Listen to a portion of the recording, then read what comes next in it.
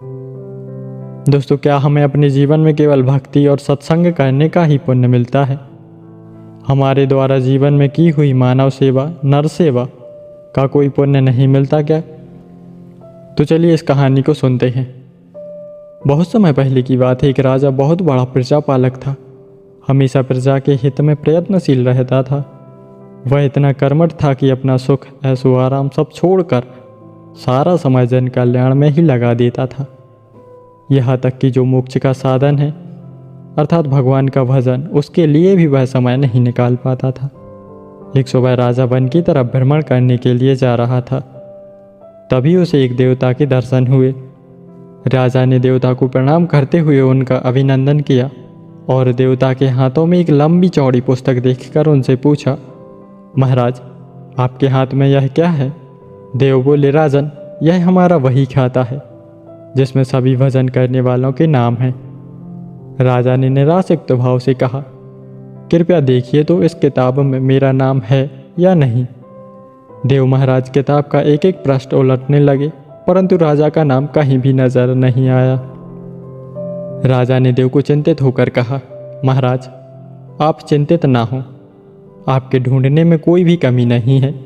वास्तव में ये मेरा दुर्भाग्य है कि मैं भजन कीर्तन के लिए कभी भी समय नहीं निकाल पाता और इसलिए मेरा नाम यहाँ नहीं है। उस दिन राजा के मन में आत्मग्लानि सी उत्पन्न हो गई, लेकिन इसके बावजूद भी उन्होंने इसे नज़रअंदाज किया और पुनः परोपकार की भावना लिए दूसरों की सेवा करने में लग गए। कुछ दिन बाद राजा फिर सुबह वन की तरफ टहलने के लिए निकले तो उन्हें वही देव महाराज के दर्शन फिर से हुए।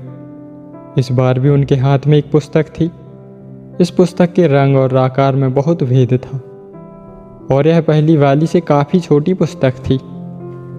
राजा ने फिर उन्हें प्रणाम करते हुए पूछा, महाराज, आज कौन सा वही खाता आपने हाथों में लिया हुआ है? देव ने कहा, राजन, आज के वही खाते में उन लोगों का नाम है जो ईश्वर के सबसे अधिक प्रिय है। राजा ने कहा, कितने भाग्यशाली होंगे वे लोग। निश्चित ही वे दिन रात भगवान का भजन करते रहते होंगे। क्या इस पुस्तक में कोई मेरे राज्य का भी नागरिक है? देव महाराज ने वही खाता खोला और देखा। देखकर वे आश्चर्यचकित हो गए। पहले पन्ने पर ही राजा का नाम था। राजा ने भी अचंभित होकर पूछा, महाराज, मेरा नाम इसमें कैसे लिखा हुआ है? मैं तो मंदिर कभी कभार ही जाता हूँ। देव ने कहा, राजन, इसमें आश्चर्य की क्या बात है? जो लोग निष्काम होकर संसार की सेवा करते हैं, जो लोग संसार के उपकार में अपना जीवन अर्पण करते हैं, जो लोग मुक्ति का लोभ भी त्याग कर प्रभु के निर्बल संतानों की सेवा सहायता में अपना योगदान देते हैं, उन त्यागी महापुरुषों का भजन स्वयं ईश्वर भी करते हैं। हे राजन, तुम पछतावा मत करो। तुम पूजा पाठ नहीं करते, तुम लोगों की सेवा करके असल में भगवान की ही पूजा करते हो। परोपकार और निस्वार्थ लोक सेवा किसी भी उपासना से बढ़कर है। फिर देव ने वेदों का उदाहरण देते हुए कहा, कर्म करते हुए 100 वर्ष जीने की इच्छा करो तो कर्म बंधन में लिप्त हो जाओगे। राजन, भगवान दीन दयालु हैं। उन्हें खुशामद नहीं भाती बल्कि आचरण भाता है। सच्ची भक्ति तो यही है कि परोपकार करो। अनाथ, विधवा, किसान व निर्धन आज अत्याचारियों के द्वारा सताए जाते हैं। इनकी यथाशक्ति सहायता और सेवा करो, यही परम भक्ति है। राजा को आज देव के माध्यम से बहुत बड़ा ज्ञान मिल चुका था। अब राजा भी समझ गया था कि परोपकार से बड़ा कुछ भी नहीं और जो परोपकार करते हैं वही भगवान के सबसे प्रिय होते हैं।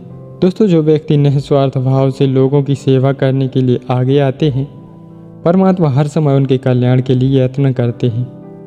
दूसरों के लिए जीना, दूसरों की सेवा को ही पूजा समझकर कर्म करना, परोपकार के लिए अपने जीवन को साधक बनाना ही सबसे बड़ा पुण्य है। और जब आप भी ऐसा करेंगे तो स्वतः ही आप उस ईश्वर के प्रिय भक्तों में शामिल हो जाएंगे।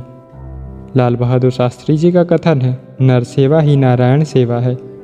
जो लोग ज़रूरतमंदों की सेवा सहायता करते हैं वे ही सच्चे समाज सेवी और देशभक्त होते। अपने लिए तो सभी जीते हैं, जो दूसरों की मदद के लिए आगे आते हैं वे ही सच्चे मानव होते हैं। जीव की सेवा करना ही परमात्मा की सच्ची सेवा के बराबर है। तो दोस्तों, आप लोगों ने इस कहानी से क्या सीखा, कमेंट करके ज़रूर बताना और इसी तरह की कहानियाँ सुनने के लिए वीडियो को लाइक करें, शेयर करें। और चैनल को सब्सक्राइब करें। मिलते हैं अगली वीडियो में एक और नई मज़ेदार प्रेरणादायक कहानी के साथ। धन्यवाद।